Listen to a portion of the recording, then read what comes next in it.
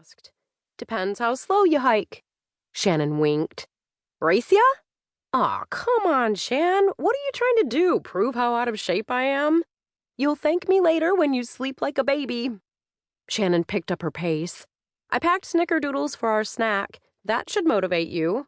With red and green sprinkles?" "Of course."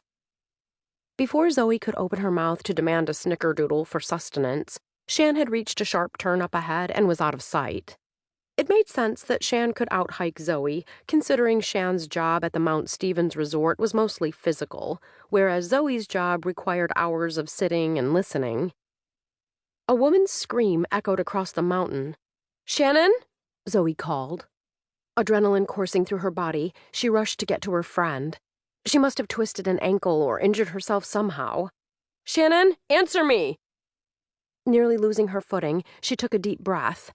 "Slow me down, Lord. Keep me safe." If Zoe injured herself as well, she'd be no help to Shannon. As Zoe reached the turn, Shannon darted around the corner and slammed into her. "Run, Zoe, run!" She pushed her for encouragement. A bear. It had to be a bear, right? There was no way they could outrun a bear. Zoe had seen her share of National Geographic specials on wildlife. Would he try to eat them or... "Stop," a male voice said. That didn't sound like a bear. "Don't stop, Zoe," Shannon said. Zoe focused on bending her knees to give her balance as she scrambled down the trail. Her pepper spray, why had she left it back at the house? "Because you didn't expect to need it out here," she told herself. She thought hikers were nice sorts of people, nature lovers, tree huggers, and... Shannon slammed into Zoe from behind. Zoe slid and prayed. "Please, Lord, not now. I'm not ready to end my work on Earth." With a thunk, she hit a boulder meant to guard hikers at the outlook from the steep drop below. She glanced up. In time to see a man the size of a pro wrestler grab Shannon from behind. "No, let go of me!" Shannon cried, trying to pull away from him. The guy, wearing a brown snow jacket and maroon ski mask, started dragging her away. "Zoe, run!" Instead, Zoe scrambled to her feet and went after them. "Pay attention, Zoe. Pay attention to every detail." They were going to survive this assault, and she would have to testify against this creep. She grabbed Shannon's arm and swung at the guy with her hiking stick.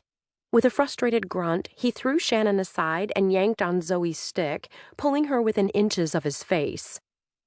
Those eyes. She'd never forget his practically black eyes, glaring at her from behind the knit mask. "This is not your fight," he said in a low, threatening voice. "She's my best friend." Zoe struggled to pull free. "Then you'll die with her." "Leave her alone." Shannon charged and hit the guy shoulder to midsection. A linebacker couldn't defend himself against her velocity, a skill Shan had learned from her two football-playing brothers. The attacker loosened his grip, and Zoe wrenched free from his hold. "Run, Zoe!" The man grabbed Shannon again, and she struggled against him. He started to hoist her over his shoulder, but she managed to rip off his ski mask. His long, angular face, flushed bright red with anger, etched itself in Zoe's brain. He was in his mid-30s, with a scar above his left eye. "Let me go!" Shannon cried. Zoe charged, more out of instinct than intellect, and in one swift motion, the giant backhanded her. Zoe's head snapped to the side, and she stumbled back over the edge, into the white abyss below. The text came in at 1:21 p.m.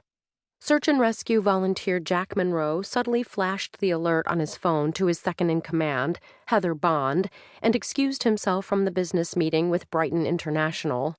This was why he'd hired Heather, to manage his IT security business, so he'd have the flexibility to leave Seattle and join a search when necessary.